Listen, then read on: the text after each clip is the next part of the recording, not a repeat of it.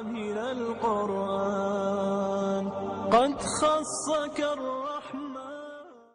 پھر اسی طرح یہ ہے کہ اگر رات کو جنابت کی وجہ سے غسل کی ضرورت تو اس کے لیے شرط نہیں کہ سحری سے پہلے کیا جائے. مثلا اگر آنکھ دیر سے کھلی تو انسان کے میں تو ناپاک ہوں اور اب تو میں آج روزہ ہی نہیں رکھ سکتی کیونکہ وہ تو پاک ہی نہیں. اگر ناپاک بھی ہے تو کوئی بات نہیں, سحری کھا لیجیے اور نماز سے پہلے آپ غسل کر سکتے ہیں. بہت سے لوگوں کو یہ مسئلہ نہیں معلوم ہوتا جس کی وجہ سے بعض اوقات وہ روزے میں خلل کر جاتے ہیں.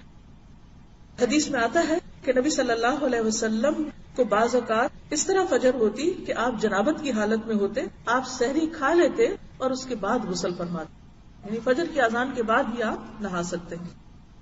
اگر کوئی عورت رمضان میں فجر کی اذان سے پہلے حیض سے پاک ہو جائے اور غسل کا وقت نہ ہو تو پہلے روزہ رکھ کر بعد میں غسل کر سکتی.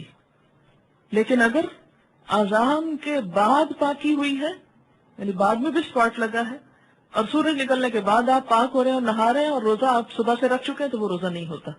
حضرت ابوبکر بن عبد الرحمن رضی اللہ عنہ سے روایت ہے کہ میں اپنے والد کے ساتھ حضرت عائشہ رضی اللہ تعالی عنہا کی خدمت میں حاضر ہوا.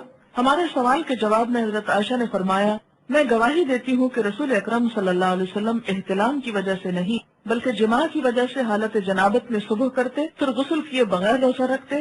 اس کے بعد ہم دونوں حضرت ام سلمہ رضی اللہ تعالی عنہا کی خدمت میں حاضر ہوئے تو انہوں نے بھی ایسا ہی فرمایا. اس سے کیا پتہ چلتا ہے؟ حالت جنابت میں سحری کھائی جا سکتی ہے اگرچہ نماز سے پہلے نہانا ضروری ہے, پھر نماز نہا کے پڑھی جائے گی. اسے بخاری نے روایت کیا ہے.